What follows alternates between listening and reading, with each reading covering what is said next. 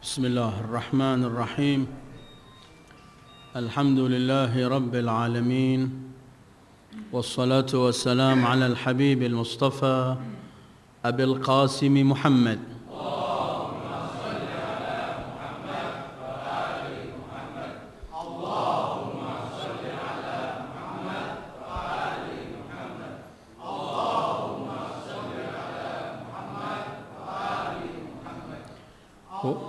وآله الطيبين الطاهرين وأصحابه المنتجبين ومن تبعه بإحسان إلى يوم الدين.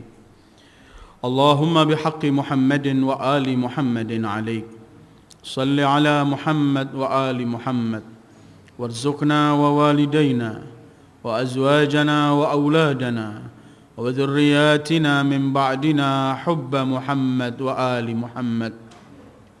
اللهم أحينا على ذلك وأمتنا على ذلك، واحشرنا في زمرة من أحب محمدا وآل محمد مع محمد وآله يا كريم. أعوذ بالله من الشيطان الرجيم. بسم الله الرحمن الرحيم. سبحان الذي أسرى بعبده ليلا من المسجد الحرام إلى المسجد الأقصى الذي باركنا حوله لنريه من آياتنا إنه هو السميع البصير. أعوذ بالله من الشيطان الرجيم. ثم دنا فتدلى فكان قاب قوسين أو أدنى فأوحى إلى عبده ما أوحى ما كذب الفؤاد ما رأى أفتمارونه على ما يرى ولقد رآه نزلة أخرى عند سدرة المنتهى عندها جنة المأوى إذ يغشى السدرة ما يغشى ما زاغ البصر وما طغى لقد رأى من آيات ربه الكبرى. صدق الله العلي العظيم. أيها الإخوة، السلام عليكم ورحمة الله وبركاته. Kita baca selawat lebih dahulu. Allahumma salli ala nuril anwar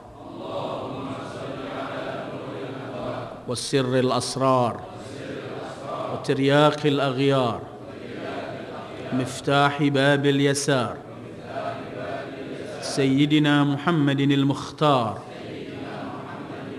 وآله الأطهار وأصحابه الأخيار عدد نعم الله وإفضاله.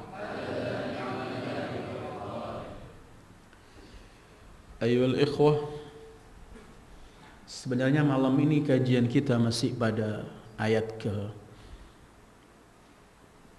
80 surat Al-Baqarah, yang juga masih berkaitan dengan Bani Israel. Tapi malam ini juga kaum muslimin sedang memperingati satu peristiwa besar yang diabadikan dan dikenang, yaitu peristiwa Isra dan Mi'raj. Maka untuk berhenti sejenak dengan peristiwa agung ini, karena ayat-ayat yang kita baca juga berkaitan dengan Bani Israel, sementara memperingati hari Isra dan Mi'raj Rasul sallallahu alaihi wasallam, banyak hal yang bisa dikaji dan untuk layak untuk kita berhenti mengambil pelajaran demi pelajaran dari apa yang terjadi dalam Isra dan Mi'raj. Tentu pada tahun-tahun yang lalu kita sudah membicarakan hal-hal itu, walau tidak pernah akan berhenti karena keluasan dan keagungan Islam dan keagungan apa yang terjadi kepada Sayyidil Wujudi Muhammad sallallahu alaihi wa alihi. Karena ketika kita membicarakan Isra, ada 3 poin penting mungkin yang amat nampak untuk pantas dan layak untuk kita kaji. Di sana pertama kita akan menemukan keagungan Allah yang memperjalankan hambanya untuk mempernampakkan tanda-tanda kebesarannya, menampakkan ayat-ayatnya, keagungannya. Kedua, kita bisa menemukan keagungan manusia yang diperjalankan oleh Allah itu sendiri, yaitu Sayyidil Wujudi Muhammad.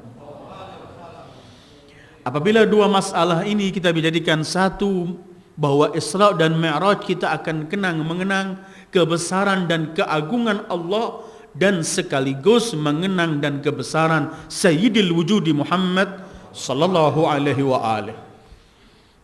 Kedua, membicarakan Isra tidak pernah akan lepas dengan membicarakan Masjidil Aqsa, karena Allah pun dahului firman-Nya setelah subhana, Allah sebutkan bahwa Allah memperjalankan hambanya dari Masjidil Haram ke Masjidil Aqsa. Ketiga, mungkin poin penting membicarakan Isra ialah hadiah yang dibawa Rasul dalam perjalanan yang begini dahsyat, yaitu as-salah. Berkaitan dengan keagungan Sayyidil Wujudi Muhammad di sisi Allah, ada beberapa pengajian kita berhenti membicarakan keagungan beliau dalam Al-Quran, dan ketika Mi'raj tahun-tahun yang lalu pun kita berhenti sejenak. Mengenai as-salah, satu ibadah yang paling dekat mendekatkan kita dan paling dekat dan mendekatkan kita kepada Allah, juga dalam pertemuan-pertemuan yang lalu pernah dan mungkin sering kita bicarakan. Malam ini yang ingin saya berhenti sejenak untuk mengenang peristiwa agung ini, bahwa Rasulul A'zam sallallahu alaihi wa alihi ketika Mi'raj dan ketika digambarkan oleh Allah dalam surat An-Najmi bahwa thumma dana fatadalla fakana qaba qausaini aw adna, ayat ini menunjukkan bahwa Rasulullah telah sampai pada puncak yang tidak pernah diperoleh oleh siapapun dari makhluk Allah kecuali Sayyidil Wujud, puncak mendekatkan diri dan taqarrubnya kepada Allah. Dekat bukan berarti Allah miliki ruangan sehingga Rasulullah pergi jauh bertemu di ruangan, tidak, tapi dekat dalam arti hubungan Rasulullah sallallahu alaihi wa alihi sebagai seorang hamba Allah yang paling mendekatkan diri kepada Allah, dan hubungan Allah yang paling memberikan segala sesuatunya kepada makhluknya adalah dimiliki oleh Sayyidil Wujudi Muhammad. Qaba qausaini au adna, enggak mampu untuk digambarkan bagaimana dekatnya, karena disebut au adna atau lebih dekat dari itu. Karena itu pernah juga kita kaji bahwa salah satu arti khatamun nabiyyin, selain beliau nabi terakhir sallallahu alaihi wa alihi, selain para anbiya kelak di hari kiamat memerlukan khatam, setempel dari pengakuan beliau bahwa para anbiya telah menyampaikan dakwahnya kepada umatnya. Ketiga, khatamun nabiyyin, bahwa beliau telah menstempel satu kedudukan yang tidak pernah akan dijangkau oleh makhluk siapapun selain beliau. Tetapi di sana pun beliau memperoleh wahyu demi wahyu dari Allah. Ini yang disebut hadithul Mi'raj. Di depan saya ini ada kitab namanya Sirrul Isra. Ada 2 jilid kitab ini cuman mensyarahi wahyu Allah kepada Rasulullah di waktu Mi'raj. Pertanyaan Rasulullah yang beliau sampaikan di waktu Mi'raj yang disebut hadithul Mi'raj. Saya malam ini ingin berhenti sejenak dengan hadis-hadis itu. Apa yang ditanyakan Rasulullah, walaupun tidak mampu malam ini saja, tapi setidaknya sedikit kita akan kaji. Karena ini riwayat dari Al-Imam Ja'far sampai Al-Imam Ali bin Abi Talib sampai Rasulul A'zam Muhammad sallallahu alaihi wa alihi beliau menceritakan ketika beliau Mi'raj, ini pertanyaan-pertanyaan beliau yang beliau sampaikan kepada Allah. Sebelum kita ke sana, seperti saya sebutkan tadi bahwa dalam mengkaji Mi'raj atau Isra dan Mi'raj, kita juga harus mengkaji, membicarakan mengenai Masjidil Aqsa yang sedang ditawan oleh musuh Islam dan musuh kaum muslimin. Masjid yang penuh berkah, masjid yang tadinya sebuah para anbiya pernah di sana, masjid yang semua sekelilingnya disebut oleh Allah barakna haulahu, masjid yang menjadi tempat Isra Sayyidil Wujudi Muhammad.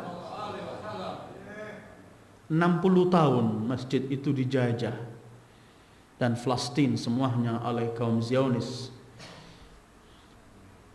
Mulai tahun 48, sekarang kita 2008. Karena itu berapa bulan yang lalu mereka membuat pesta 60 tahun dan Bush datang untuk menghadiri pesta itu.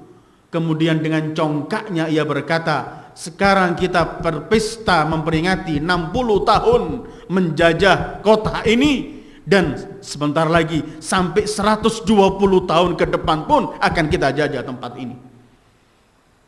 Tidak cukup, dulu mereka membakar masjid, dan sampai hari ini kaum muslimin kalau sholat Jumat diperiksa ketat untuk pergi ke masjid.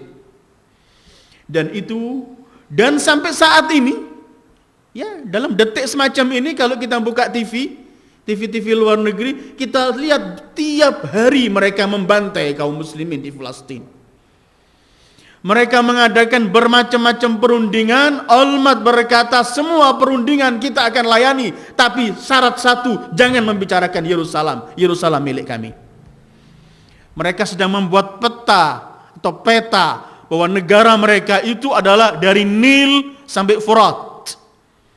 Dari sungai Nil di Mesir, Uganda sana, sampai Efrat di Jazirah Arabia termasuk Irak.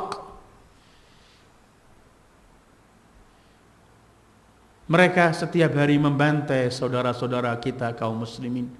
Karena itu masalah Masjidil Aqsa dan masalah Palestina bukan hanya masalah warga Palestina, bukan hanya masalah bangsa Arab, tetapi masalah seluruh kaum muslimin, bahkan non-muslim yang masih membicarakan kemanusiaan, membicarakan kemuliaan, membicarakan keadilan. Maka Palestina adalah urusan kita bersama bagi mereka orang-orang yang mulia. Anak-anak Palestina cuma punya batu melawan tank yang begitu besar. 2 hari yang lalu ada anak umur sebulan, ada anak umur 3 tahun yang dibantai setelah rumahnya dihancurkan. Dan setiap tahun, belum lagi yang diusir, ratusan ribu. Mereka yang bangun, sekarang dihancurkan rumah itu. Perundingan berjalan, di sini mereka duduk di meja, di sana dihancurkan lagi. Kaum muslimin dan negeri Arab khususnya juga, mereka mempunyai cukup harta. Dan subhanallah, negeri kaum muslimin ini oleh Allah diberikan bermacam-macam kekayaan. Tetapi saudara-saudara kita di sana tidak memiliki sesuatu kecuali melawan dengan batu. Perundingan demi perundingan semua gagal. Camp David ketika Anwar Sadat melakukan pertemuan di Camp David untuk mencari perdamaian, justru malah kehancuranlah. Kita kan sudah baca ayat-ayat Al-Quran dalam pengajian tafsir kita, bahwa bangsa ini adalah hobinya membunuh para anbiya dan hobinya mengingkari janji. Maka sebenarnya tidak pernah akan mampu kaum muslimin mengembalikan hak Palestina dan kaum Palestina kecuali hanya dengan perang dengan mereka. Kalau cuma berunding, mereka ahlinya dan semua akan kalah. Karena itu kita sedih, dan di waktu yang sama hari-hari ini kita juga walaupun sedih, ada sedikit kegembiraan ketika kita melihat ternyata Allah tidak meninggalkan umat ini begini. Masih ada orang yang berjuang untuk Palestina. Di negeri kita dan di negeri seluruh kaum muslimin selalu diadakan konferensi untuk Palestina, membantu untuk Palestina, dan itu perbuatan yang baik dan itu yang harus kita lakukan. Apapun yang mampu kita lakukan. Tapi dengan apa yang terjadi pada perang 2006 kemarin yang dilakukan oleh Hizbullah dengan Sayyidil Muqawamahnya Sayyid Hasan Nasrullah, mereka memperoleh kemenangan mutlak. Sehingga Al-Maid, Perdana Menterinya, dan semua orang Israel merasa gemetar. 3 minggu yang lalu pun mereka, Hizbullah, mampu mengeluarkan penukaran tawanan. Lebih 200 para syuhada dikeluarkan oleh Hizbullah, termasuk 96 orang-orang Palestina. Dan masih bersumpah Sayyid Hasan Nasrullah untuk mengeluarkan seluruh mujahidin di Palestina yang masih ditawan di Israel. Salah satu di antara mereka ada Samir Qintar yang ditawan oleh Israel mulai tahun 79. 29 tahun ia ditawan. Tahun 2004 kemarin ketika Hizbullah melakukan penukaran tawanan, Samir diminta tapi tidak diberi. Ketika hari penukaran itu selesai dan Hizbullah dengan Hasan Nasrullahnya mengadakan hari menyambutan tawanan tahun 2004, di atas mimbar beliau berkata, semestinya Samir Qintar harus keluar, tapi mereka Zionis tetap menahan Samir. Mereka akan rugi, mereka akan menyesal, dan sebentar lagi saya bersumpah di hadapan Allah Samir Qintar akan keluar. Dan akhirnya kemarin keluar Samir Qintar. Samir ketika keluar, pertama ia lihat Meg diberi kesempatan untuk menyampaikan beberapa kalimat. Beliau berkata, saya ditawan karena Palestina dan sekarang saya keluar, sebentar lagi saya kembali ke Palestina. Kemudian ia berkata, kita di penjara, orang-orang Zionis ini mendengar saja nama Sayyid Hasan Nasrullah gemetar. Dan Al-Quran telah menceritakan kepada kita sebenarnya bangsa Zionis ini adalah bukan bangsa yang pemberani. Mereka pengecut menurut Al-Quran. La yuqatilunakum illa fi quran muhassanatin aw min wara'i judur. Mereka tidak pernah mampu memperangi kalian langsung kecuali mereka berperang di belakang layar, atau mereka sembunyi di benteng mereka. 32 hari perang dengan Hizbullah dan mereka kalah mutlak.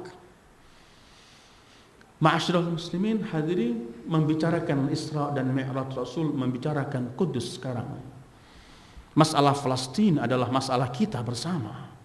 Jangan Anda berbicara partai, mazhab, aliran semua. Kita bicara adalah kita membicarakan Muslim siapapun mereka adalah saudara kita. Dan qadhiyah Palestina adalah qadhiyah seluruh umat Muhammad sallallahu alaihi wasallam.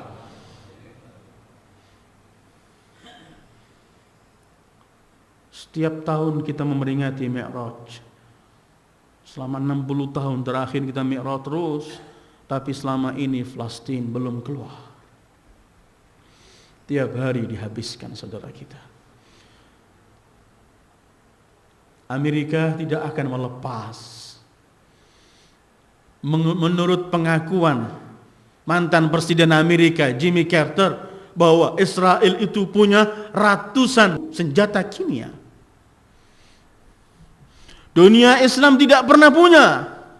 Iran diobok-obok, ditakutkan, sementara Sayyid Ali Khamenei mengatakan dalam berbicara hukum syar'i, dalam fikih yang kita anut, agama yang kita anut, membuat senjata ini dilarang dan kita memegang agama kita. Kita tidak melakukan, tapi terus diperlakukan. Sementara Zionis, karena itu perundingan tidak pernah akan membawa sesuatu. Yang harus kita lakukan, ayyuhal ikhwah, kalau kita belum diberi oleh Allah taufik pergi ke sana dengan membawa senjata kita langsung ke front melawan mereka, setidaknya kita doakan mereka, setidaknya kita kenalkan kepada sesama muslimin bahwa musuh hakikat muslim sebenarnya adalah Zionis dan Amerika, supaya kita jangan diadu domba. Sekarang Palestina diadu domba oleh Israel dan oleh Amerika dan antek-anteknya, orang-orang Palestina disibukkan kelahi di antara mereka sekarang. Ada Hamas, ada Fatah, ada Hizbul Jihad, ada disibukkan kelahi. Karena mereka yakin kalau kaum muslim ini tabah, bersatu, tidak ada kekuatan bagi Israel. Israel sebentar lagi ila zawal, kan habis. Idza jaa al-haq zahaqa al-batil. Innal batila kana zahuqa. Yang akan tetap itu ialah fa amma ma yanfa'un nas fayamkuthu fil ard. Yang akan memberikan manfaat pada kehidupan manusia, ketentraman, akan tetap langgeng. Selain itu fayadhhabu jufa, akan sirna menurut Al-Quran. Ma'asyiral muslimin, waktunya kita sekarang menyadarkan diri kita, orang-orang sekeliling kita, bahwa tidak ada waktu kita berbicara hal-hal yang akan membawa kita bercerai-berai, tapi kita kenalkan sesama muslim adalah saudara, dan musuh kita hakiki adalah Amerika dan Zionis. Kalau kita kelahi, yang gembira mereka. Kita punya harta, kita nggak bisa melakukan sesuatu. Salah satu syarat beli harta, beli senjata, kalau untuk dunia-dunia yang hidup mengiyakan Israel, senjata kalau mereka beli dari Amerika, salah satu syaratnya selain harganya pasti mahal, pilotnya pasti mereka, selain itu adalah dilarang digunakan untuk memukul Israel. Terus siapa musuh kaum muslimin untuk beli senjata selain mereka?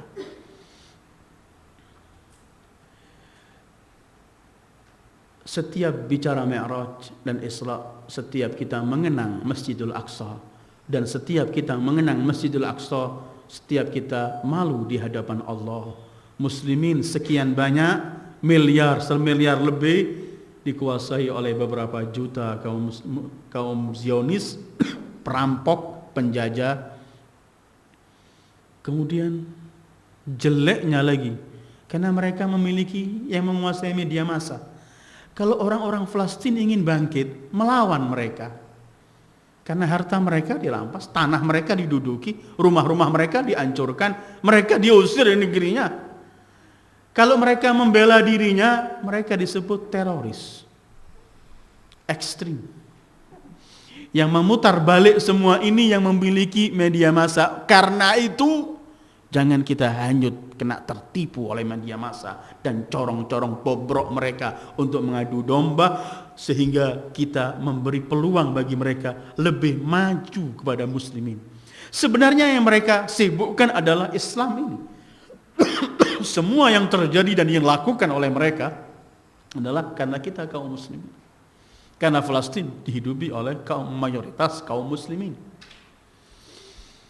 Ayyuhal ikhwah, Mi'raj harus, Isra dan Mi'raj harus kita mengenang apa yang terjadi sekarang ini di Masjidil Aqsa, kezaliman, kebejatan yang dilakukan oleh mereka musuh-musuh Allah.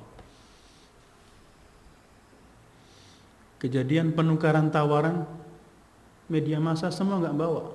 Padahal kejadian yang paling besar sekarang ini dikembalikan. Para mujahidin yang sudah jadi tulang sebagian mereka sudah nggak utuh lagi.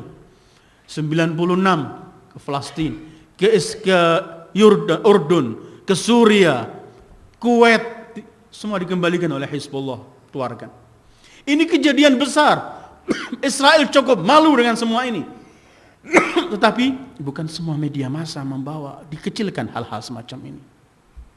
Kalau hal yang menguntungkan mereka, akan mereka perbesar. Dan ini bukan kepandaian mereka, tapi kebodohan kita kaum muslimin yang jumlahnya sekian banyak, yang hartanya berlimpah ruah, tempatnya sangat strategis, tapi gak memiliki media massa untuk memberi warna apa yang terjadi pada dunia Islam.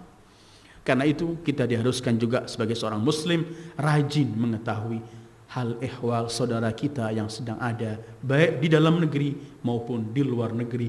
Apa yang terjadi pada mereka, apa yang dilakukan oleh musuh-musuh pada mereka, dan apa harusnya yang harus kita lakukan untuk mereka, agar kemudian tetap kita sebagai umat Muhammad sallallahu alaihi wa alihi akan gembira dengan apa semua yang menggembirakan umat Islam dimanapun mereka, dan akan sedih apa yang menimpa kepada umat Islam dimanapun mereka berada.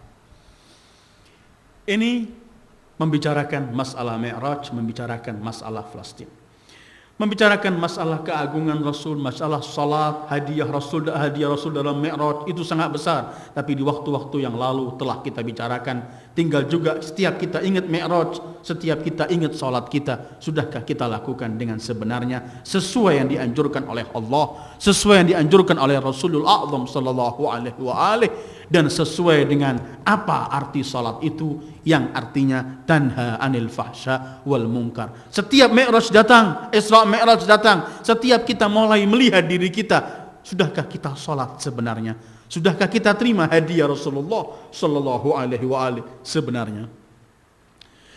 Ayol ikhwah, tapi malam ini yang ingin saya baca ialah apa yang diwahyukan Allah, yang ditanyakan Rasulullah ketika beliau dalam Mi'raj. Karena di sana Allah menyebutkan fa'auha ila abdihi ma auha ma kadzabal fuadu ma ra'a. Allah telah mewahyukan kepada hambanya, abdihi di sini hambanya Sayyidul Wujud Muhammad sallallahu alaihi wasallam. Fa'auha ila abdihi ma auha. Allah enggak sebutkan apa yang diwahyukan. Penting Allah telah mewahyukan kepada hambanya, kekasihnya Sayyidul Wujud Muhammad sallallahu alaihi wasallam. Ini kitab diambil dari kitab Irsyadul Qulub ila Shawab, dikarang oleh Ad-Dailami, meriwayatkan dari Ja'far bin Muhammad alaihi assalam, wa rawahu musnadan anhu alaihi salam an abi al-Baqir an jaddihi Amirul Mu'minin alaihi salam annahu qala, dari Rasulullah bahwa Rasulullah bersabda, dari Imam Ali bahwa Imam Ali mengatakan, inna nabiyya sallallahu alaihi wa alihi wasallama sa'ala rabbahu subhanahu lailatul mi'raj. Sesungguhnya Rasulullah sallallahu alaihi wa alihi tanya kepada Allah di waktu Mi'raj atau di malam Mi'raj. Pertanyaan pertamanya, ya Rabb, ayyul a'mali afdal? Ya Allah,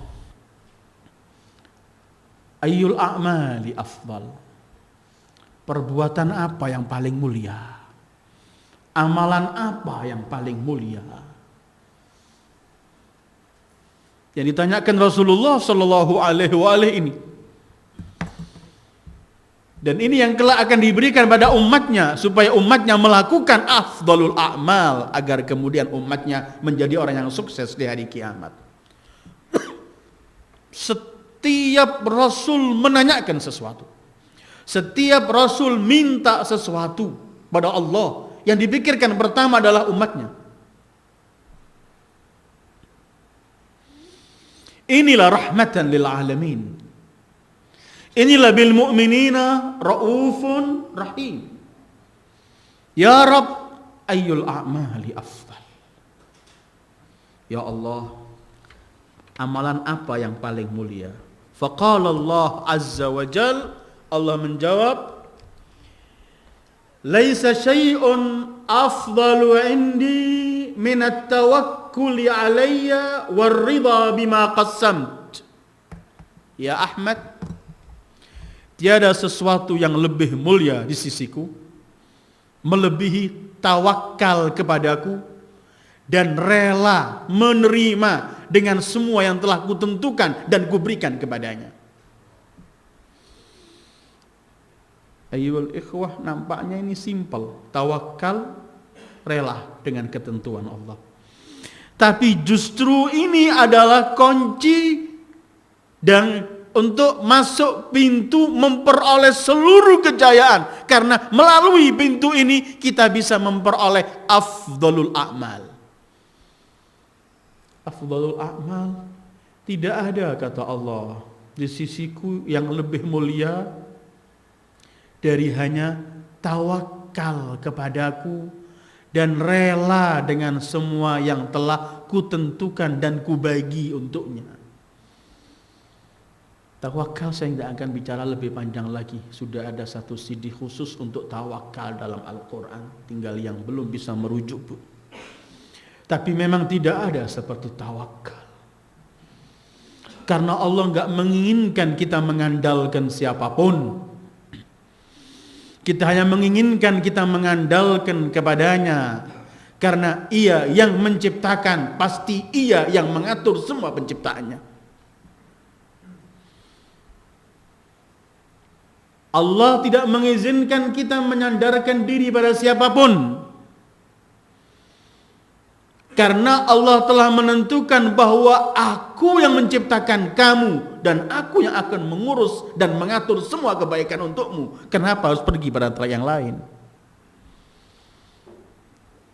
Tawakal itu ialah menyerahkan diri kepada Allah, bukan berarti tanpa mengambil sebab musabab. Tidak, lakukan semua ikhtiar. Tetapi yakinilah bahwa setelah seluruh ikhtiar, sandarkan kepada Allah bahwa Allah yang akan menentukan. Bukan kepandaian, bukan hanya karena ikhtiar, tapi Allah yang kelak menentukan. Dan gandengannya dengan ridha pasti. Sering saya ulang-ulangi ayat ini. Saya akan lewat saja tawakal, tapi saya akan berhenti pada ar-ridha. Ini masalah menerima ketentuan Allah. Nanti akan kita lebih banyak ke sana. Cuman tawakal sering saya ulang-ulangi ayat Al-Quran yang selalu Allah ingin mengajarkan kepada kita, fatawakkal 'alal hayyil ladzi la yamut. Bertawakallah kepada zat yang hidup tidak pernah akan mati. Ini pegangan hidup ayyuhal ikhwah. Dan tidak ada amal yang lebih afdal dari ini. Ini jawaban Allah terhadap pertanyaan Sayyidil Wujudi Muhammad. Kalau kita masih mengandalkan orang kaya karena kekayaannya, kita mengandalkan pejabat karena jabatannya, orang yang kuat karena kekuatannya, kekuatan, jabatan, harta, semua ini bahkan sirna, bahkan habis. Yang akan tetap hidup selamanya, tidak pernah akan mati adalah fatawakkal 'alal hayyil ladzi la yamut. Artinya Allah ingin mengajarkan kepada kita, jangan bersandar kepada sesuatu yang bakal mati, bakal sesuatu yang bakal habis, bakal sesuatu yang bakal sirna. Tapi serahkan kepada zat yang tidak pernah mati.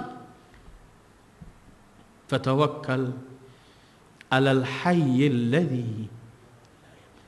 Karena itu Imam Ali mengajari, kalau kamu dalam problem, katakanlah bismillahirrahmanirrahim. Setelah mengatakan bismillahirrahmanirrahim, katakan la haula wala quwata illa billahil aliyyil azim. Dalam riwayat katakan 7 kali. Kamu akan memperoleh ketentraman dan kelancaran dalam kesulitanmu. Karena hakikat tawakal adalah menganggap diri kita dan semua ikhtiar kita hampa di hadapan Allah, karena Allah yang menentukan. Ya Rabb, ayyul a'mali afdal? Qala laisa syai'un afdali indi. Enggak ada sesuatu yang lebih mulia dariku kecuali at-tawakkul alayya war-ridha bima qasam. Dan menerima semua ketentuan. Kadang-kadang orang ini kan, maaf, kita nggak mau dikatakan begitu. Cuman kadang-kadang terjadi pada diri kita tanpa kita sadar, kita sering protes sama Allah. Kita sering minteri Allah, kata orang Jawa. Kita sering mendikte Allah, seakan-akan kita yang lebih tahu urusan kita. Padahal siapa kita? Sering kita mendikte Allah. Padahal sebenarnya ketentuan yang Allah berikan pasti yang terbaik. Ayolah ikhwah, pernah kita berhenti sejenak dalam rangka renungan doa Kumail? Bisa dirujuk dalam CD-nya. Pernah saya sebutkan dalam renungan doa Kumail bahwa doa itu doa Nabi Allah Khidir. Doa itu dimulai dengan as'aluka bi rahmatik. Mohon dengan rahmat Allah, karena segala sesuatu ini diliputi rahmat Allah, dan Quran ini didahului dengan Bismillahirrahmanirrahim, menunjukkan rahmat Allah. Yakini terlebih dahulu bahwa tidak ada, kita ini tidak bisa hidup tanpa ada rahmat dari Allah. Dan diakhiri doa Kumail itu dengan doanya, ya aliman la yu'allam, salli ala Muhammad wa ali Muhammad, waf'al bi ma anta ahluh. Wahai zat yang tidak perlu diajari, Allah, siapa yang mengajari Allah? Sampaikan salawat kepada beliau sallallahu alaihi wa ali Muhammad dan keluarganya, dan perilakukan aku yang sesuai dengan keinginanmu.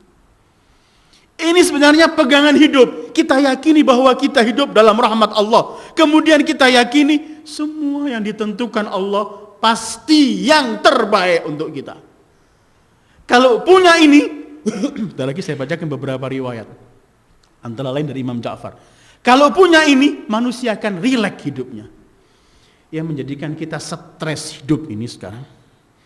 Karena kita sering menganggap Allah ini nggak ngatur yang enak untuk saya. Mungkin nggak diungkapkan kalimat ini, tapi dia selalu menganggap begini. Kenapa saya begini? Kenapa? Dia tidak melihat ini sebagai sanksi kah? Mungkin karena aku dosa, tidak. Tapi langsung melihat kenapa Allah begini. Ada yang teriak, saya sudah sholat, saya sudah melakukan segala sesuatu. Kenapa? Sementara kalau kita yakini bahwa Allah Arhamur Rahimin, masa Allah yang Arhamur Rahimin akan memberikan kepada hambanya yang tidak terbaik untuk hambanya? Mustahil. Adakah seorang ibu akan memberikan yang terjelek pada anaknya yang paling ia cintai? Bukankah Rasul pernah bersabda, "Allah arham bi'abdih minal ummi bitifliha." Allah lebih berbelas kasihan kepada hambanya daripada seorang ibu kepada anak kecilnya. Kalau anak kecil sedang sakit atau batuk, ibunya nggak ngasih es atau permen, apakah kita dengan akal kita mengatakan ibu ini jahat sama anaknya? Masa anaknya nggak diberikan? Apakah kita malah yakini justru nggak diberi ini yang terbaik untuk kita? Maha suci Allah untuk contoh, tapi sebenarnya dalam kehidupan kita sebenarnya yang Allah berikan adalah yang terbaik. Waridha bima qassam, rela dengan apa yang ku berikan. Allah menyebutkan kan, wa minhum man yalmizuka fis sadaqat fa in u'tu minha radu wa in lam yu'tau minha idza hum yaskhatun walau annahum radu ma atahumullah wa rasuluh wa qalu hasbunallah sayu'tina Allah min fadlihi wa rasuluh inna ilallahi raghibun. Ada orang-orang yang mengejek Rasul dalam sedekah, pemberian. Kalau diberi puas, kalau ditolak ngamuk.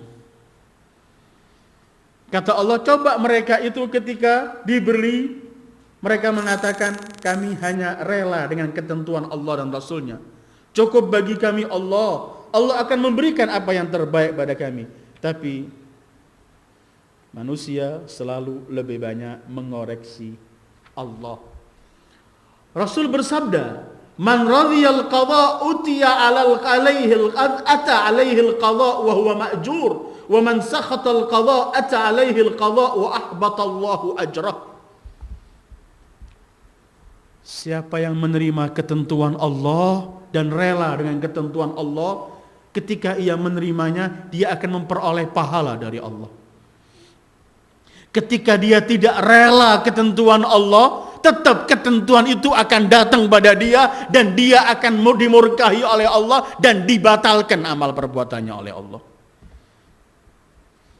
Imam Ali pernah menjenguk seorang sahabatnya yang anaknya baru wafat. Wajar seorang ayah anaknya wafat, nangis, wajar. Tapi Imam Ali melihat orang ini gelisah, keterlaluan. Imam Ali panggil dia, beliau berkata, kalau kamu menerima ketentuan Allah, anakmu tetap sudah mati. Kalau kamu menerima ketentuan Allah ini, kamu memperoleh pahala. Kalau kamu tidak menerima ketentuan Allah, anakmu pun tetap mati, gak bisa hidup lagi karena kamu menolak ketentuannya. Kemudian hidup, tidak, tetap mati, dan kamu tidak memperoleh pahala dari Allah. Bahkan dalam salah satu riwayat dari salah satu a'immah ahlul bait disebutkan Al-Imam Ali Zainal Abidin atau Al-Imam Ja'far, salah satu sahabatnya menceritakan, aku datang ke rumah beliau sedang gelisah, anaknya sakit. Beliau artinya gelisah itu beliau duduk menemui kita sebentar, keluar masuk lagi, carikan obat, mencarikan yang bisa menyembuhkan. Dalam keadaan sibuk ini beliau kita tanya kenapa? Lah anakku sedang sakit. Gak lama lagi beliau masuk, ketika keluar lagi sudah cerah wajahnya. Kata muridnya, ini aku yakin anak sembuh. Kemudian aku ingin menampakkan kegembiraanku juga di hadapan beliau. Bagaimana putramu? Sudahkah Allah berikan kesembuhan? Jawab imam itu, putraku telah diambil oleh memilikinya. Kata dia, tadi waktu sakit aku melihat kamu gelisah. Sekarang sudah wafat aku nampak kamu biasa. Kami ahlul bait tidak pernah menawar ketentuan Allah. Tadi waktu sakit aku masih punya kewajiban usaha untuk mencarikan obat. Tapi setelah datang ketentuan Allah, kami menerima dengan senang ketentuan Allah. Ar-ridha. Karena itu ahlul bait mengatakan ridhana ridhallah wa ridhallah ridhana ahlul bait. Kalau kita menerima ketentuan, kita memperoleh pahala. Dan ketentuan itu tetap berjalan. Kalau kita menolak, ketentuan tetap berjalan dan kemudian kita memperoleh dosa. Al-Imam Ali bin Abi Thalib beliau pernah mengatakan, dan ini ayyuhal ikhwah yang saya sebutkan di muqaddimah tadi. Man radhiya minallah bima qussimalah istaraha badana. Allahu akbar. Siapa yang menerima, rela dengan yang Allah telah tentukan kepadanya, akan rileks badannya, tenang. Kita gelisah ini sementara. Kita ini nggak tahu ghaib. Kita ini nggak tahu apa yang terbaik untuk kita. Karena itu doa yang tidak pernah ditinggalkan Rasulullah, khususnya dalam qiyamul lail, kalau bangun malam. Beberapa istrinya menceritakan, kadang-kadang dalam sujud beliau sebutkan doa ini. Kadang-kadang dalam qunut sambil menangis. Ialah ya hayyu ya qayyum. La takilni ila nafsi wala ila ahadin min khalqika tarfata'in. Wahai zat yang hidup selamanya, jangan kamu serahkan urusanku kepada diriku atau kamu serahkan urusanku kepada orang lain siapapun. Jangan. Urusanku peganglah kamu. Wala tarfata'in, sekejap mata pun jangan serahkan kepada orang lain. Riwayat lain doa ini ada tambahannya. Dalam doanya, la takilni ila nafsi wala ila ahadin min khalqika tarfata'in. Innaka in wakalt halakt. Kalau kamu serahkan urusanku walau sekejap mata pada siapapun selain engkau, pasti aku akan binasa. Karena yang tahu kita adalah Allah, sementara yang tahu kita itu adalah Allah, sementara ia sifatnya Arhamur Rahimin. Pasti tidak akan memberikan kecuali yang terbaik. Man radhiya bima qussimal istaraha badana. Allahu akbar. Imam Ali. Siapa yang menerima apa yang telah Allah tentukan kepadanya, ini bukan cuma ketentraman jiwa, hatta jasad, badan. Banyak orang hidup cuman ngersulo, kata orang Jawa. Ngeluh, enggak pernah. Ini buat penyakit. Penyakit badannya sebelum penyakit jiwanya, wa na'udzubillah. Sudah dia enggak tentram, kena penyakit akhirnya dia. Istaraha badan. Kita kan mau rileks badan kita ini. Ini yang pernah saya sebutkan dulu, Imam Bagir pernah bersumpah, demi Allah, kalau besok pagi aku bangun, aku dalam keadaan punya uang atau miskin, aku dalam keadaan sehat atau sakit, aku dalam keadaan masih hidup atau mati, apapun yang terjadi bagiku, aku gembira karena aku yakin. Dengarkan, karena aku yakin, kata Imam Bagir, karena aku yakin Allah enggak memberikan kepadaku kecuali yang terbaik untukku. Kenapa aku tawar? Urusannya kita ini suka menawar, bukan pasrah. Maunya Allah itu kita pasrah, nggih mawon, bas. Sami'na wa ata'na dalam perintah dan sami'na wa ata'na dalam semua ketentuan Allah. Kan kita sering membaca ayat Quran, wa asa an takrahu syai'an wa huwa khairun lakum wa asa an tuhibbu syai'an wa huwa syarrun lakum wallahu ya'lamu wa antum la ta'lamun. Banyak hal yang kalian inginkan, ternyata di balik itu kehancuran kalian. Banyak kalian sesuatu yang kalian takuti, malah di saat di tempat di balik itu kesenangan kalian. Allah yang Maha tahu, kalian tidak tahu.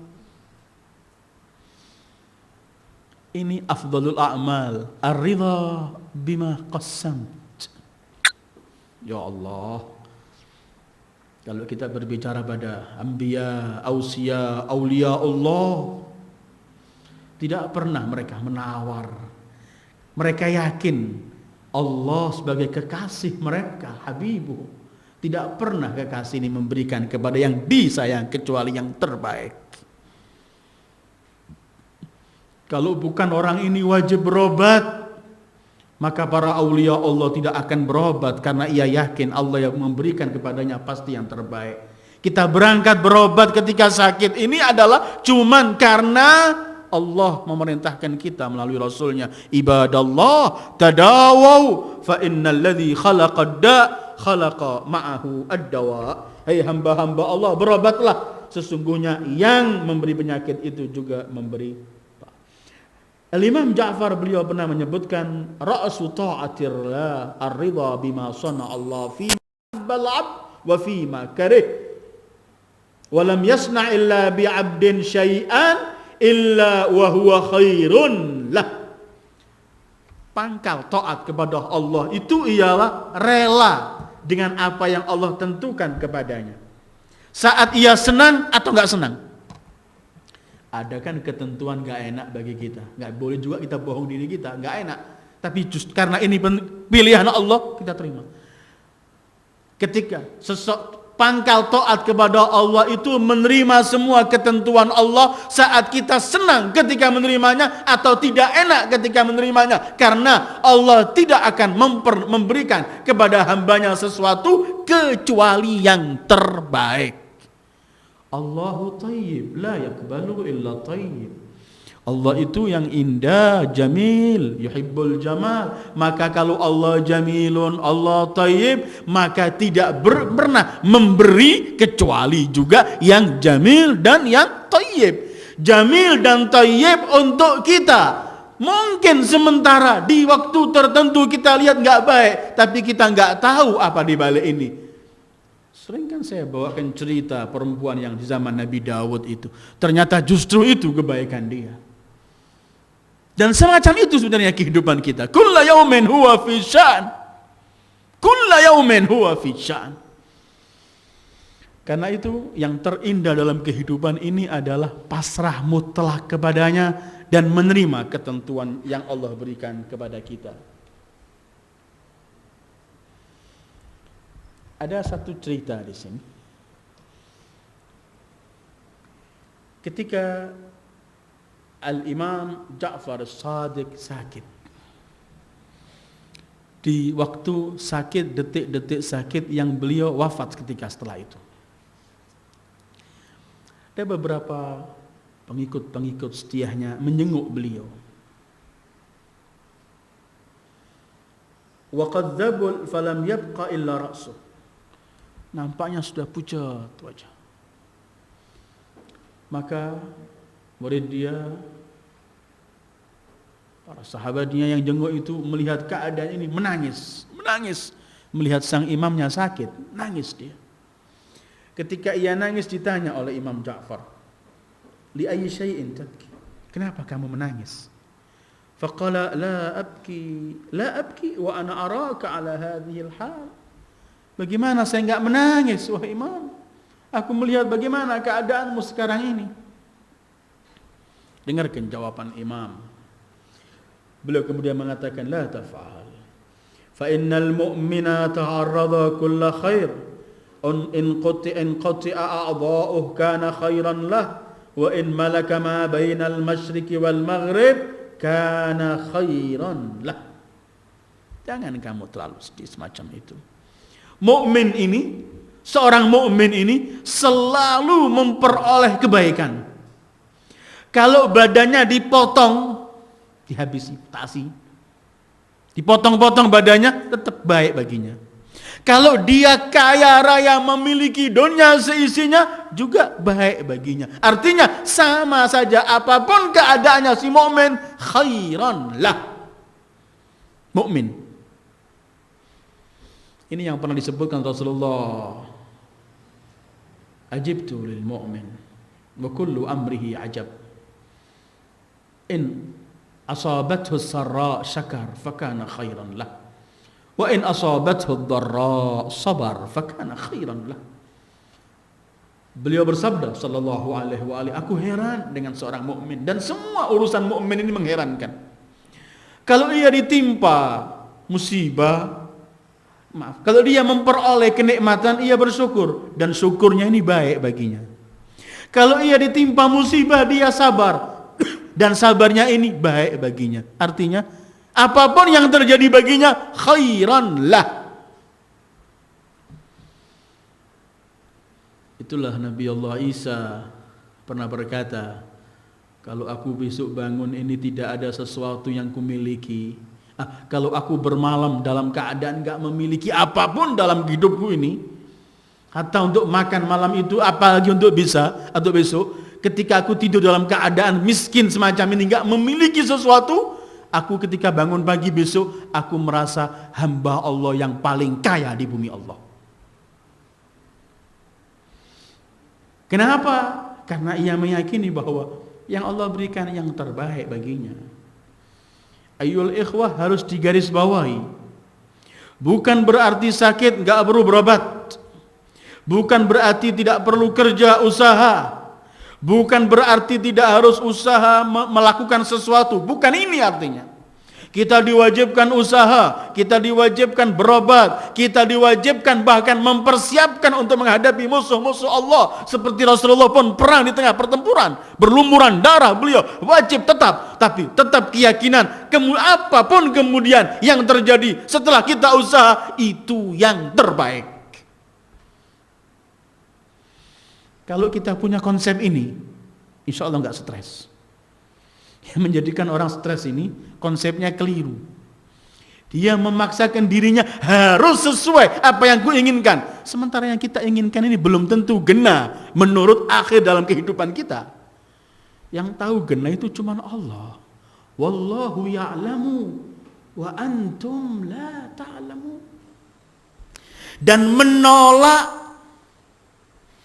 mengeritik, membenci ketentuan Allah itu dosa.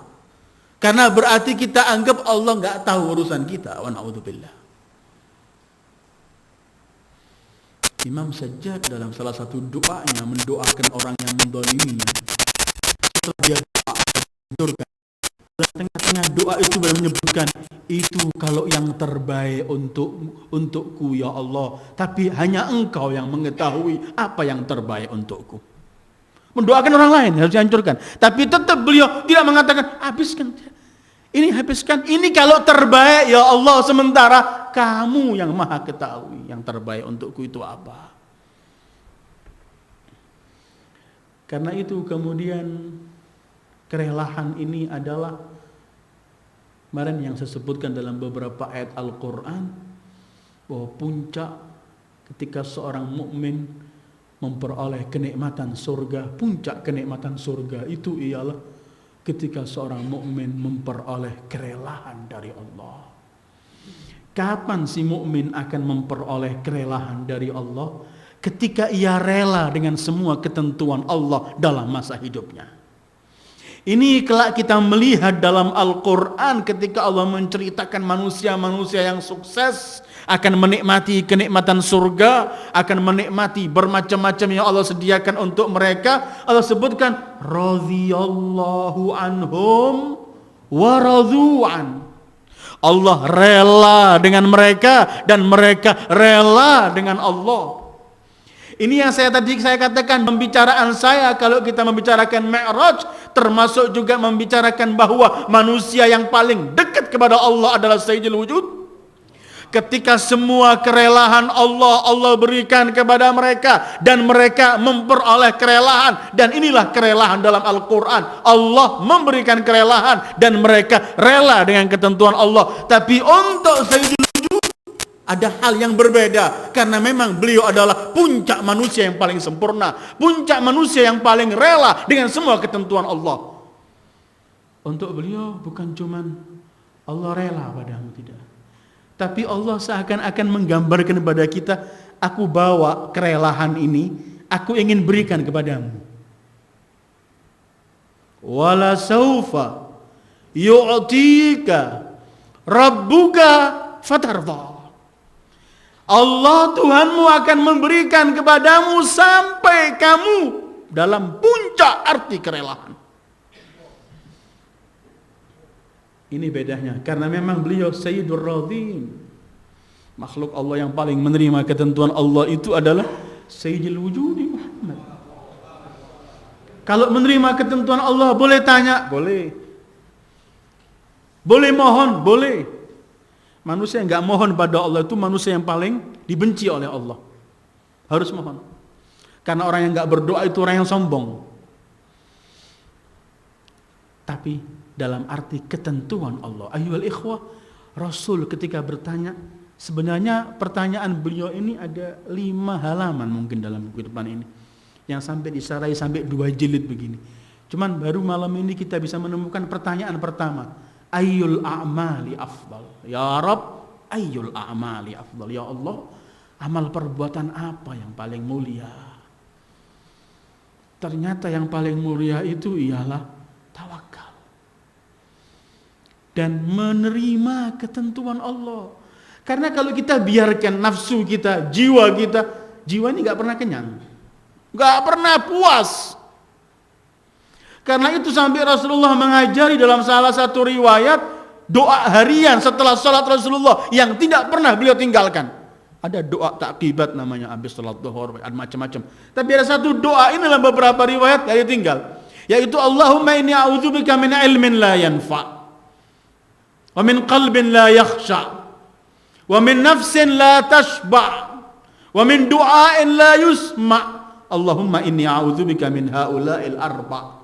Ya Allah, aku berlindung dari ilmu yang enggak ada manfaatnya, enggak memberi manfaat. Aku berlindung dari hati yang enggak pernah khusyuk. Aku berlindung dari jiwa yang enggak pernah puas, enggak pernah cukup. Aku berlindung dari doa yang enggak diterima, enggak didengarkan. Aku berlindung ya Allah dari 4 itu. Ada nafsin la tashba', dan jiwa kita semua ini. Dan itu memang manusia punya 1 mau 2, punya 2 mau 4, dan tidak pernah selesai. Itu yang disebut oleh Rasulullah, kalau manusia ini punya 2 gunung emas, masih mau 2 gunung lagi. Sampai beliau mengatakan wala yashba', anak Adam enggak pernah kenyang, enggak pernah puas, illa turab, kecuali nanti kalau dimasukkan ke liang kubur. Seperti yang Allah gambarkan, alhaakumut takatsur hatta zurtumul maqabir. Kami dihabiskan, kalian dihabiskan oleh cuman takatsur, banyak-banyakan, lupa semua sampai kapan? Hatta zurtumul maqabir, sampai dimasukkan ke liang kubur.